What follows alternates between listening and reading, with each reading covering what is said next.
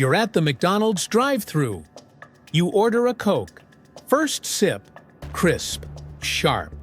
More intense than the Coke you had at another restaurant yesterday. Same exact brand, same red can imagery, different taste. You've noticed this your whole life, but never questioned why. It's not your imagination. McDonald's Coke actually is different, chemically different. Coca-Cola engineers it that way because McDonald's is Coca-Cola's largest customer globally, and that relationship comes with perks other restaurants don't get. Start with water. Fountain Coke is roughly 90% water, 10% syrup, and carbonation. Water quality determines everything.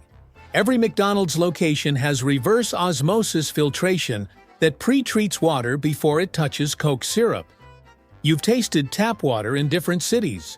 Some metallic, chlorinated, mineral-heavy. All of that affects fountain drinks at normal restaurants. McDonald's strips impurities out.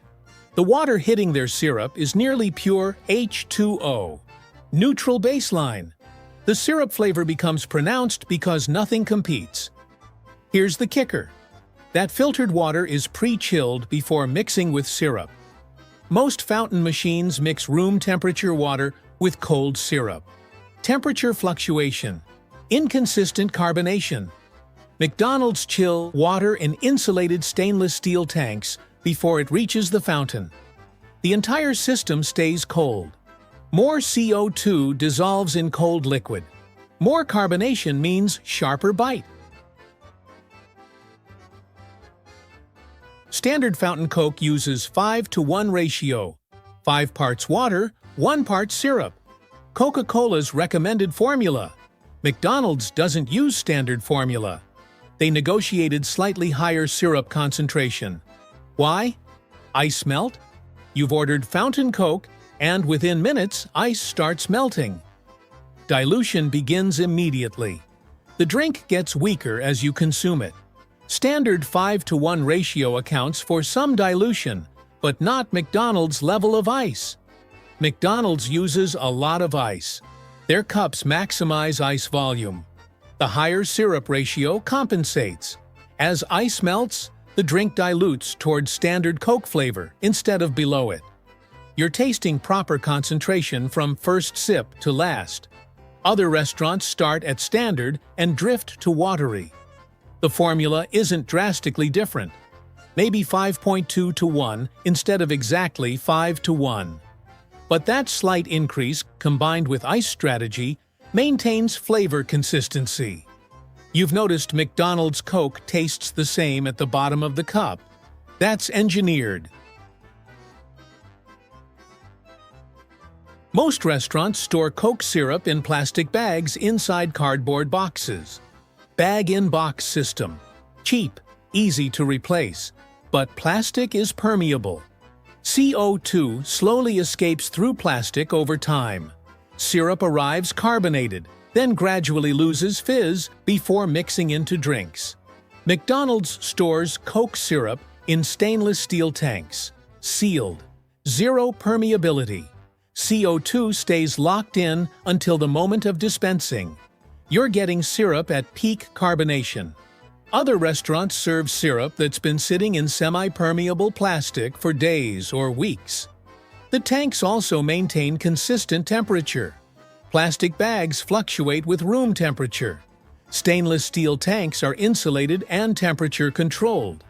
Cold syrup plus cold water plus maximum CO2 retention equals the sharp, crisp bite you associate with McDonald's. You've probably never thought about the straw, but McDonald's has. Their straws are wider diameter than industry standard, not by much, maybe 0.5 millimeter. Seems trivial. It's not. Wider straw means more liquid per sip. More liquid means more CO2 bubbles hitting your tongue simultaneously. More bubbles means stronger carbonation sensation. You're physically getting more Coke per pull. The sensory impact is measurably different. Other restaurants use narrower straws to save on material costs. Fractions of a cent per straw. Multiply by billions of straws annually, and it's significant savings. McDonald's calculated the opposite. The enhanced Coke experience justifies the marginally higher straw cost. You taste the difference, even if you don't consciously register why. Big Mac. How a rejected burger became an economic tool. In 1967, a McDonald's franchisee invented a burger that became the most iconic sandwich in fast food history. Corporate rejected it for 2 years. When they finally approved it, he broke their rules anyway. Today, economists use that sandwich to measure the value of every currency on Earth. The inventor's payment for creating a multi-billion-dollar icon? A plaque. Jim Delegati ran multiple McDonald's locations in Pittsburgh. His customers were steel workers who wanted something more substantial than the standard hamburgers and cheeseburgers on the menu. The competition, big boy restaurants, already sold double-decker sandwiches to hungry laborers. McDonald's was losing those customers. Delegati started experimenting in 1965. Corporate headquarters said no, their menu worked. Why complicate things? But Delegati kept pushing. In 1967, they finally agreed to let him test it at his Uniontown, Pennsylvania location. One condition: use only existing McDonald's ingredients. The problem was structural. 2 beef patties, cheese, lettuce, pickles, onions, and sauce on a regular bun would collapse into chaos. Toppings would slide. The bottom bun would turn soggy. The sandwich needed actual engineering. The solution was the middle bun. Delegati called it the club. He asked a local bakery for a 3-part sesame seed bun, bottom, middle, and top, that could absorb sauce from both layers while keeping the structure intact. This wasn't just extra bread. The club separates the 2 patties, creates distinct flavor zones, and prevents the rendered fat and special sauce from pooling at the bottom. When you bite through a Big Mac, you're eating 2 separate mini burgers stacked on top of each other. The middle bun intercepts moisture moving downward. It's the difference between a messy pile and a sandwich you can actually hold. McDonald's headquarters noticed the sesame seed bun wasn't on their approved ingredient list. Delegati had broken the rules, but the sandwich sold. The sauce that isn't Thousand Island. The special sauce got standardized in 1972. Before that, each location made slight variations. The base is mayonnaise mixed with sweet pickle relish, yellow mustard, white wine vinegar, garlic powder, onion powder, and paprika. Every Big Mac sold anywhere in the world uses the exact same formula. The sauce ships to restaurants pre-mixed in sealed containers. No local variation, no interpretation. The flavor you remember from childhood is chemically identical to what you'll taste tomorrow in Tokyo or Toronto. 4 times more. So if the Big Mac formula has been identical since 1972, why does one in Switzerland cost $8 while Taiwan sells them for just over $2? The answer built an entire field of economics. In 1986, The Economist published the Big Mac Index, comparing prices across countries to measure purchasing power parity. The theory: identical products should cost the same everywhere once you account for exchange rates. If they don't, currencies are over or undervalued. What started as a joke became a legitimate analytical tool. The Big Mac includes labor costs, rent, taxes, and currency fluctuations, all baked into one product that tastes the same everywhere. Economists call it burgernomics. Central banks actually reference it. Beef McDonald's sells 550 million Big Macs annually in the United States alone. Globally, they move 75 burgers per second across 40,000 locations in over 100 countries. Here's where the story flips. Despite creating McDonald's most successful product, Jim Delegati never received royalties. Not a percentage, not a bonus, a plaque. He operated 48 McDonald's franchises until his death in 2016 at age 98. By his family's account, he ate a Big Mac every single week for nearly 50 years. The name Big Mac wasn't even his idea. A 21-year-old advertising secretary named Esther Glickstein Rose suggested it. Executives laughed. They had been calling it the Aristocrat and the Blue Ribbon Burger. Both flopped. The secretary's silly suggestion stuck. Within 1 year of nationwide rollout, the Big Mac accounted for 19% of all McDonald's sales. But your grandparents never ate them as children. Neither did your parents. Chicken nuggets didn't exist until 1983. How did a food invented in the Reagan era become timeless comfort? Americans used to avoid chicken, not because of taste, because of bones. In the 1950s, beef was king. Chicken meant carcasses and endless picking around small bones. Messy, frustrating, sales were stuck. A Cornell food scientist named Robert Baker saw a problem worth solving. What if you could eat chicken like a hamburger? No bones, no mess, just meat you could hold in one hand. In 1963, Baker invented the chicken stick, ground chicken bound with salt and vinegar, coated in batter, frozen until solid. It held its shape when dropped in hot oil. Tasted like chicken, but ate like pure convenience. Baker published his formula openly.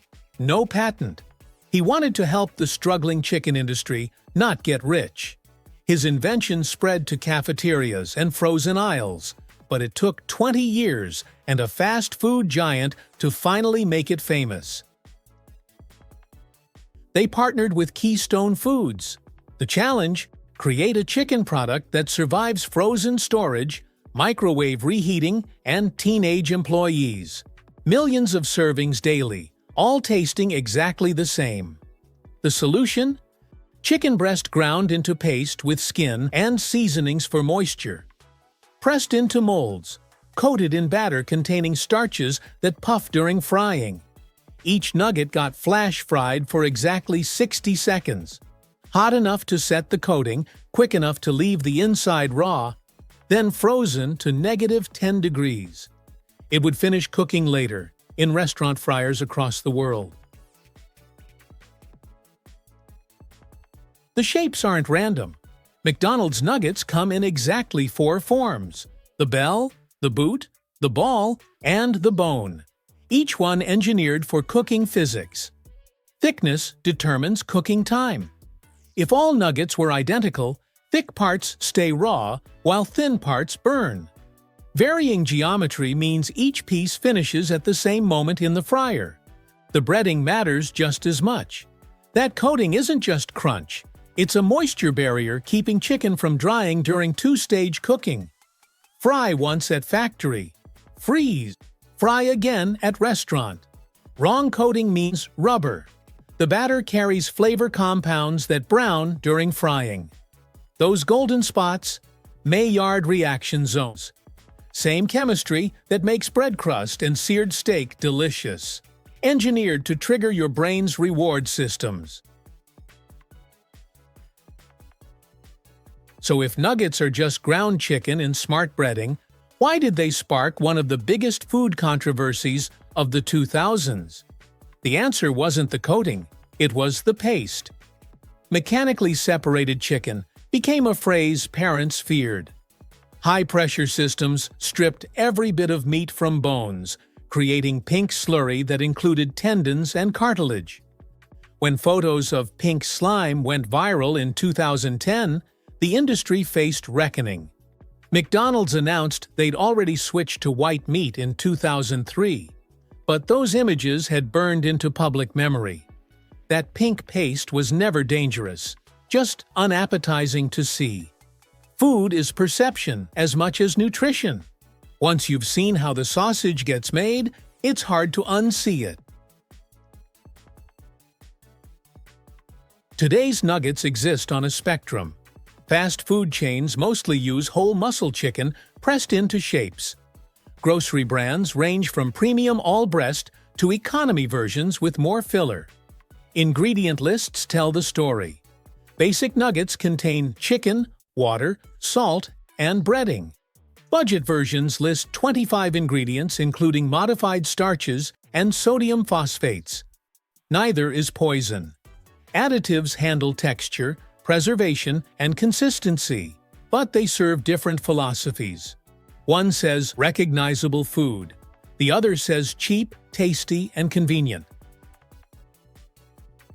The part that surprises everyone: how recent this all is. Children today eat nuggets assuming they've always existed. But the nugget is younger than Star Wars, younger than the Walkman, younger than most parents of today's children. Robert Baker, the Cornell scientist, watched his invention become one of the most consumed foods on Earth. McDonald's alone sells 4 million nuggets every single day. KFC, Wendy's, Chick-fil-A followed.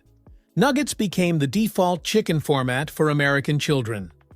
Baker died in 2006, largely uncelebrated. He'd given away his formula for free. Never trademarked the name. Just wanted to solve the chicken bone problem. The food he invented became a $30 billion global industry. Next time you bite into a nugget, you'll taste 40 years of food engineering. The shape that cooks evenly, the coating that locks in moisture, the breading designed to trigger your brain's reward centers, all of it invisible. Your grandparents grew up in a world without this. Your grandchildren will grow up assuming it always existed. You're living in the narrow window where both perspectives are still alive. That's the process. We reveal how things actually work, one story at a time. If there's something you'd like us to explore next, let us know. Until then, trust the process.